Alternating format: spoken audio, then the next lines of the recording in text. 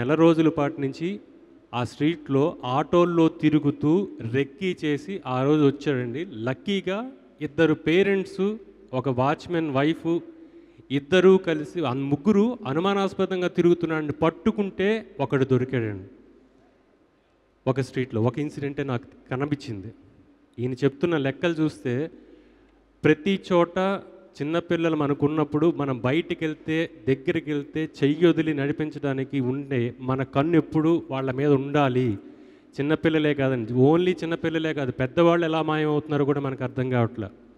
అంత గంభీరమైన ఒక సబ్జెక్ట్ ఎత్తుకొని దాన్ని అందరికీ నచ్చేలా చేయడం అంత ఈజీ విషయం కాదు.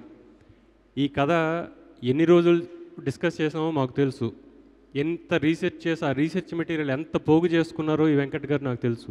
దాని ఆథెంటిసిటీ ఎంత చెక్ చేసుకున్నామో మాకు తెలుసు. దాని తర్వాత అది మామూలుగా మీకు చెప్తే డాక్యుమెంటరీ, అది మీకు నచ్చేలాగా, మీ మనసుకు గుచ్చుకునేలాగా, మీ మైండ్లో గుర్తు పెట్టుకునేలాగా చేయడం చాలా కష్టమైన విషయం.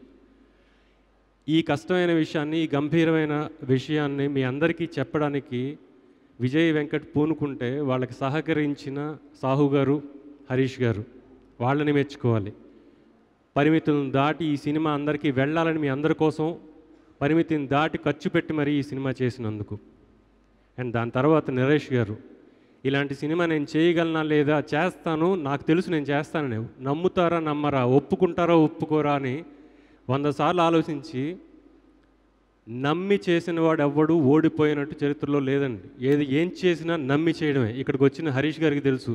ఆయన ఎక్కడి నుంచి నాకు 2009 నుంచి తెలుసు. ఆయన నేను అవుతాను నమ్మి ఎన్ని కష్టాలు పడ్డాడో నేను చూసా.